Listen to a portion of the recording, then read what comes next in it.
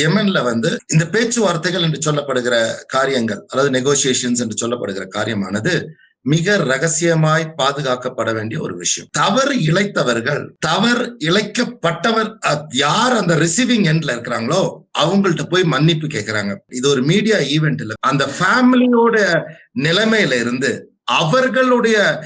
அவர்களுடைய எண்ணங்களை அறிந்து அவர்களுடைய கல்ச்சரை நம்ம மதிச்சா மட்டும்தான் அங்க போய் நம்ம பேச முடியும். இன்னைக்கு மீடியா அதை செய்யல. தொடர்ந்து நம்ம அவர்களுடைய குடும்பத்தை கொஞ்சம் கூட ஃபீலிங்ஸ மதிக்காம சுய லாபத்தோடு, நான் அண்டர்லைன் பண்ணி சொல்றேன், சுய லாபத்தோடு நான் அவர்கிட்ட பேசினேன், இவர்கிட்ட பேசினேன், அவளை ரிலீஸ் பண்ணிட்டாங்க.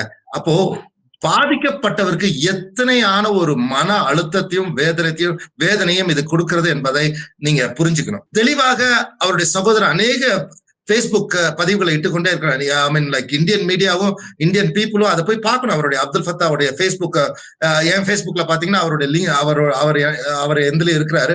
சோ நீங்க போய் பார்க்கலாம். அவர் என்ன சொல்றாரு, நான் போன டைம் சொன்னேன், அடுத்த சைட கேளுங்க, ஒரே சைட வச்சு ஜட்ஜ் பண்ணாதீங்க. இது என்னுடைய பர்சனல் விஷயத்திலயும் நான் சொல்றேன், அதை பத்தி நம்ம தொடர்ந்து பேசுவோம்.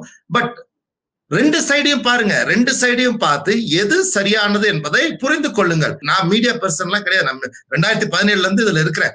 ஆனா இப்பதான் நான் அந்த மீடியாவுடைய தந்திரங்களை நான் அறிந்து கொள்கிறேன்.